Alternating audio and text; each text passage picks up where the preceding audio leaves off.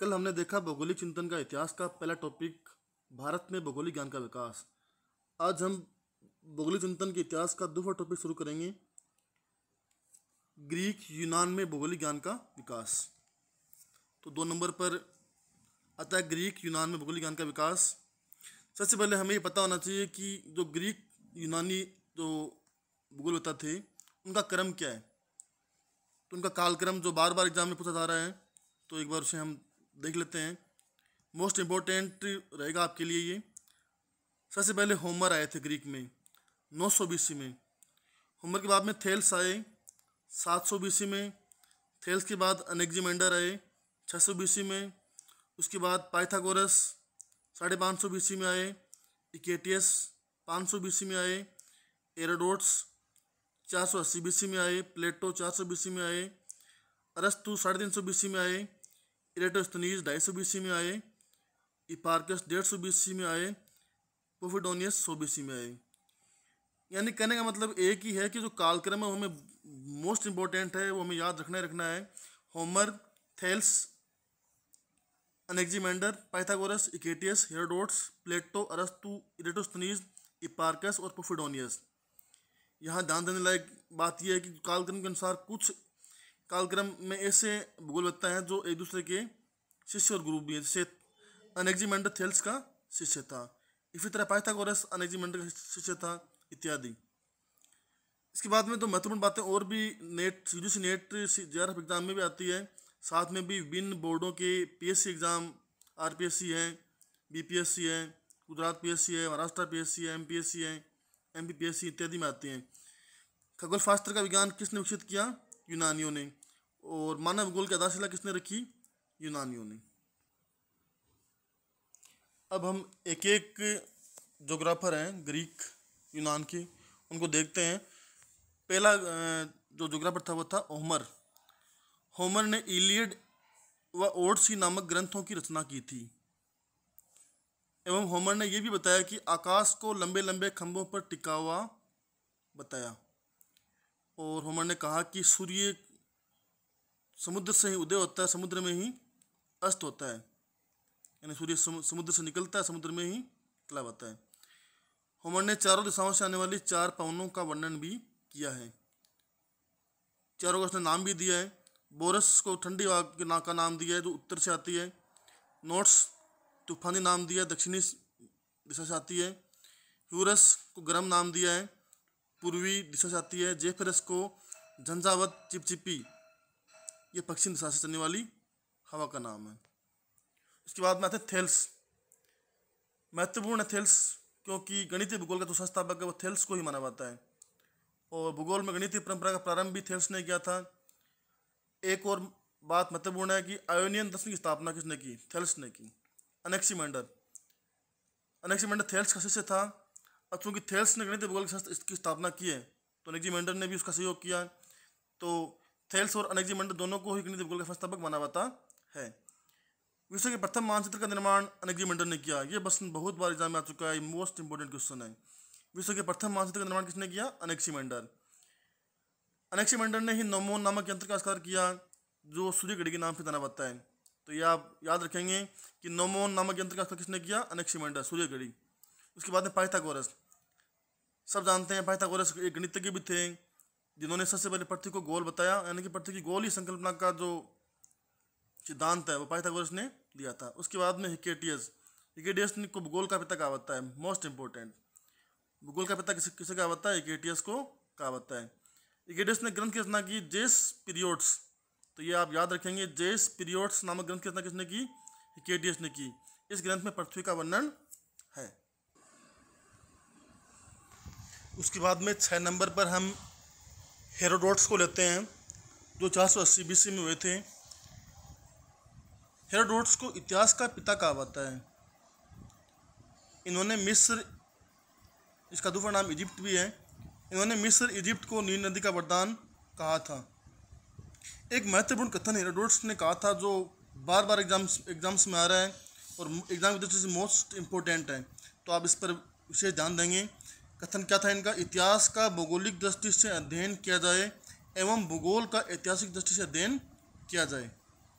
एक बार दोबारा मैं रिपीट कर रहा हूँ, इतिहास का भौगोलिक दृष्टि से अध्ययन किया जाए एवं भूगोल का ऐतिहासिक दृष्टि से अध्ययन किया जाए। तो ये किसने कहा? हेरोडोटस ने कहा था।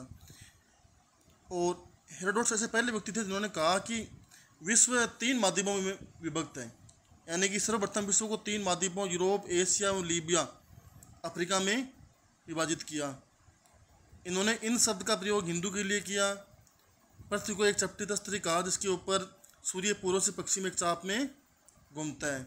इसी प्रकार हेरोडोटस ने कैंची के आकार का एक स्थानीय मानचित्र भी बनाया, जो आपको इस पेज के लास्ट में दिखाई दे रहा है। किस तरह से एक मानचित्र ने बनाया, इसमें कैंची का आकार प्रतिष्ठित किया जा रहा है। इसके बाद में प्लेटो आए 400 BC में। प्लेटो ने सर्वप्रथम पृथ्वी को गुलाबी यानी स्पेरिकल कहा। पृथ्वी को सर्वप्रथम गुलाबी किसने कहा? प्लेटो ने कहा, स्पेरिकल। और निगमनात्मक प्रणाली इन्होंने काम में ली। इसी प्रकार अरस्तु ने मिट्टीयोरोलॉजी का नामक ग्रंथ की रचना की। यह जलवायु विज्ञान का एक ग्रंथ है। यह मोस्ट इंपॉर्टेंट बात है कि अरस्तु ने कौन सी ग्रंथ की रचना की? मिट्टीयोरोलॉजी का। बार बार एग्जाम्स में आ रही है, तो उस पर कृपया ध्यान दें। इसके बाद में एक दूसरी पुस्तक इन्होंने और लिखी, ट्रेटीज ऑफ द हेवन। ये भी बार बार एग्जाम्स में पूछ रहे हैं। तो ये दोनों ही पुस्तक ग्रंथ हैं, महत्वपूर्ण है, दोनों ही आपको एग्जाम्स में याद करके जाना चाहिए। और मैं कहूँ कि आप याद ही कर लें तो बेहतर रहेगा। ट्रेटीज ऑफ द हेवन, ब्रह्मांड वर्णन, पुस्तक की रचना इन्होंने की। जो ट्रेटीज ऑफ हेवन है, इसमें किसका वर्णन है? ब्रह्मांड का वर्णन है। इसी तरह इन्होंने आगमनात्मक प्रणाली का प्रयोग किया। इसके बाद में आता है इरेटोस्थनीज, जो 250 BC ईसा पूर्व हुआ था। इरेटोस्थनीज को भूगोल का जनक कहा जाता है। वैसे आपको बता दें कि भूगोल का पिता यूक्लिड को कहा जाता है, लेकिन जब हम बात करें व्यवस्थित भूगोल, तो व्यवस्थित भूगोल का जनक किसको कहा जाता है? इरेटोस्थनीज को। तो ये ध्यान रखने वाली बात है। भूगोल का पिता यूक्लिड, भूगोल का जनक इरेटोस्थनीज, और भूगोल का जो व्यवस्थित भूगोल है उसका जनक भी कौन है? इरेटोस्थनीज। सर्वप्रथम ज्योग्राफी शब्द का प्रयोग किसने किया? इरेटोस्थनीज। ज्योग्राफिया नामक ग्रंथ की रचना किसने की? इरेटोस्थनीज। तो ये दोनों ही मोस्ट इंपॉर्टेंट हैं कि सर्वप्रथम ज्योग्राफी शब्द का प्रयोग किसने किया? इरेटोस्थनीज। और ज्योग्राफिया नामक ग्रंथ की रचना किसने की? इरेटोस्थनीज। अब ज्योग्राफिया में गणितीय भूगोल का वर्णन है, इसको हम इंग्लिश में जियोडेसी कहते हैं। सबसे पहले रेखागणित द्वारा पृथ्वी की परिधि का अनुमान लगाया, 25,000 मील बताया। ये मोस्ट इंपॉर्टेंट है, बार बार एग्जाम में आ रहा है। कौन? ये बार बार एग्जाम में आ रहा है कि रेखागणित द्वारा पृथ्वी की परिधि का अनुमान किसने लगाया? इरेटोस्थनीज ने। कितनी परिधि बताई? 25,000 मील। सर्वप्रथम वैज्ञानिक तरीके से विषुवत रेखा व भूमध्य रेखा की लंबाई का मापन किया देशीय अंतर नोमोन की सहायता से। पहले हम पढ़ चुके हैं, नोमोन एक सूर्य घड़ी का नाम है जिसका आविष्कार अनेक्सिमेंडर ने किया था। इकुमिन, निवास योग्य विश्व की संकल्पना का प्रतिपादन भी इरेटोस्थनीज ने किया। विश्व मानचित्र में अलेक्जेंड्रिया सिकंदरिया के यामुत्र को प्रधान यामुत्र मानकर मानचित्र बनाया। पृथ्वी को 5 कटिबंधों में विभाजित किया। विषुवत रेखा की लंबाई मापने का मानचित्र भी इन्होंने बनाया। तो मानचित्र वो आपको नीचे दिया हुआ है। इस मानचित्र में आपको 2 खड़ी लाइनें दिखाई दे रही हैं और एक तिरछी लाइन है, यानी एन की आकृति दिखाई दे रही है। एन की आकृति में आपको ऊपर पॉइंट है ए बी, और पूर्व की साइड पॉइंट है एस यू, ऊपर एस नीचे सी। तो आप ध्यान से देखें, डब्लू का मतलब सीन का कुआं। जहाँ डब्लू बना हुआ है उसके ऊपर आपको एक आयत सा दिखाई दे रहा है, तो ये यहाँ सीन का कुआं, सीन एक सीन एक जगह का नाम है। तो ये यहाँ इसका कुआं, और सी पृथ्वी का केंद्र है, और ओ क्या? अलेक्जेंड्रिया का स्तंभ है। यू दोनों साइडों में यू है। जेड क्या करती है? एन क्या करती है? इनको बोलते हैं विपरीत कोण। ए बी, अलेक्जेंड्रिया में सूर्य की किरणें पड़ती हैं। एस सी, सीन में सूर्य की किरणें पड़ती हैं। तो एग्जाम में सिर्फ यही पता पता है कि ये इस तरह का मानचित्र किसने बनाया? तो किसने बनाया था? इरेटोस्थनीज ने बनाया था।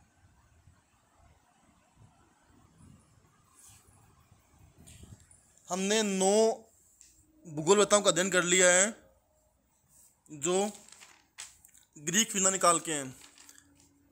हमारा जो 10वां भूगोलवेता है वो हिपार्कस है, जो 150 BC में हुआ था।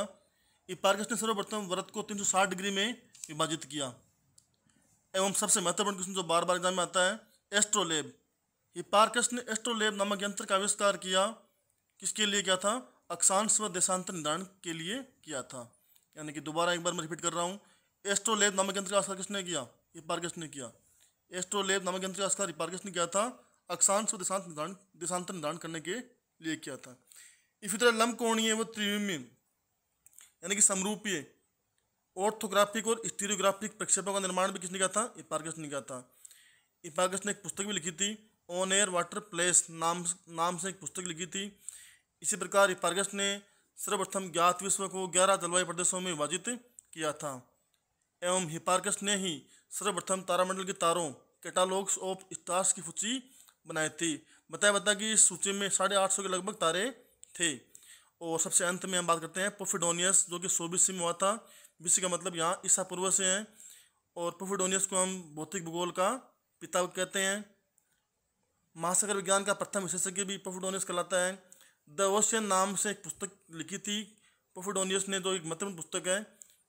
वैसे हम महासागर को ओशियन बोलते हैं, तो ये यहाँ हम इसको आसानी से याद रख सकते हैं कि महासागर विज्ञान का विशेषज्ञ भी यही है, और ओशियन पुस्तक भी इसी ने ही लिखी है।